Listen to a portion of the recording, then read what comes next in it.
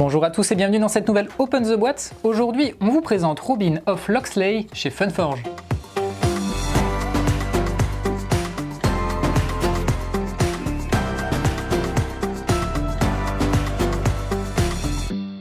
Robin of Locksley, c'est un jeu de Uwe Rosenberg illustré par Maren Gut pour 2 joueurs. C'est un jeu de placement où chaque joueur va incarner un Robin des Bois et il faudra essayer d'accumuler le plus de richesses pour pouvoir payer la rançon et libérer le roi Richard.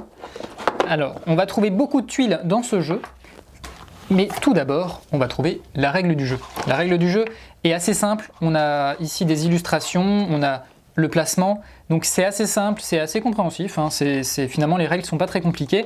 On a ici les petits cas qui peuvent poser problème, voilà, et ici un résumé des différentes tuiles et de leur pouvoir. Alors on trouve ici tout de suite un barde de chaque couleur et un robin de chaque couleur. Alors les robins sont ici représentés par des chevaliers, puisqu'on va voir qu'ils se déplaceront sur le plateau comme les chevaliers se déplacent aux échecs. Et on a ici 2 petits meeples, un rouge et un bleu, pour représenter les bardes. Hop. Et ensuite on a beaucoup de tuiles. En fait les tuiles vont former à la fois le plateau central et à la fois une piste de gloire qui fera le tour du plateau central. Hop. Alors tout de suite, voilà. Ici, on a justement ces tuiles-là qu'il va falloir récupérer et sur lesquelles on trouve toutes les richesses. Elles ont différentes couleurs, c'est parce qu'on va pouvoir en faire des collections pour pouvoir les vendre. Donc on a des tuiles vertes, on a des tuiles blanches, on a des tuiles noires, roses, et on a également des tuiles d'une autre couleur, hop, rose, et des tuiles bleues sur chacune. On voit des richesses, il y a même des tuiles également rouges. Donc on va toutes les placer pour faire un carré de 5 sur 5. Que je vais vous montrer tout de suite. Et ici, comme je vous le disais, hop, on a également toutes les tuiles qui vont composer la piste de gloire qui sera autour du plateau. Il faudra faire 2 fois le tour de la piste de gloire pour remporter la partie.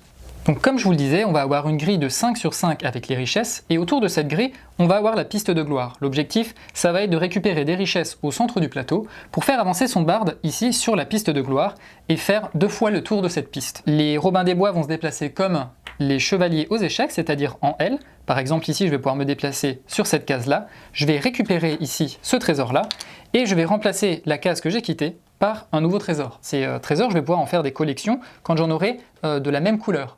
Une fois que j'en ai de la même couleur, je vais pouvoir ici les transformer en pièces. Ces pièces-là vont me permettre de payer pour les défis que je ne voudrais pas relever.